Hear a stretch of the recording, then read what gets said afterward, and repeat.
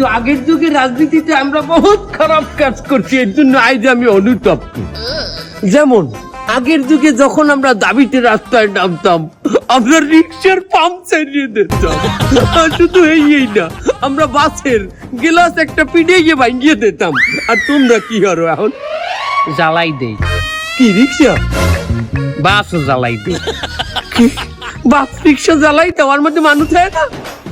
মানুষ সহ জ্বালাই দেই, মানুষ না থাকলে তো লাভ নাই। বাবু, আগের যুগে আমরা যখন রাজনীতি করতাম, বিরোধী দল যে ক্ষমতায় থাকতে না, এরে আমরা দুইটা বেশি কথা কইতাম, গালাগালি দিতাম রাস্তায়।